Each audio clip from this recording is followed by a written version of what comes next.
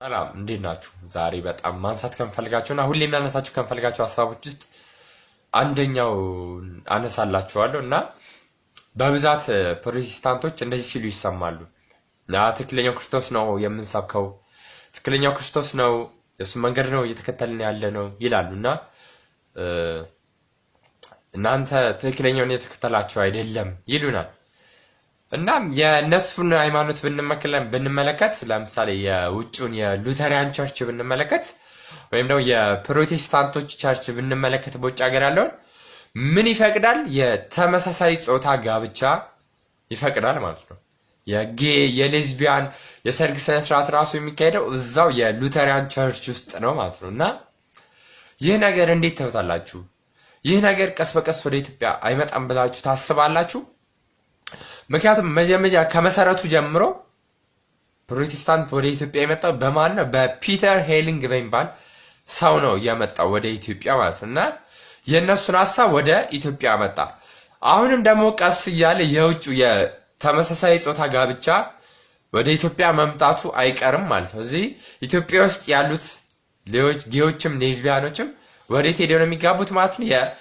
ጴንጤዎቹ ወይም ሉተሪያን ቸርች ውስጥ ሄደው መጋባታቸው የማይቀር ነገር ነው። ስለዚህ ክርስቶስ ግን ይህን በአውግዞ ነው የሚቃወመው። መጽሐፍ ቅዱስም ይህን ይቃወማል። ሰዶምና ገሞራ የጠፉት በምክንያት ነው።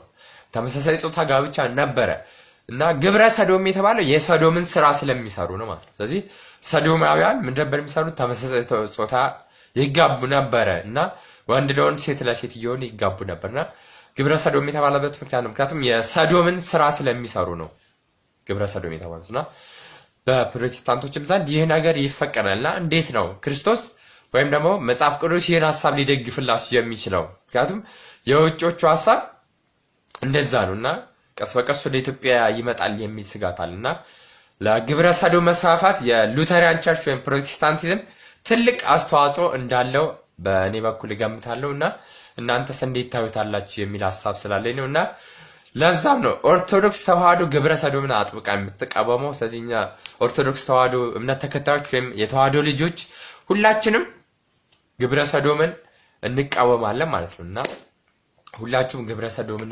እንድትቃወሙ እንፈልጋለሁ።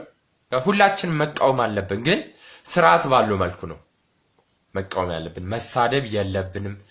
ስለዚህ ሁላችንም ግብረ ሰዶምን እንቃወማለን። ፕሮቴስታንት ለግብረ ሰዶም መስፋፋት አስተዋጽኦ አለው ብዬ አስባለሁ።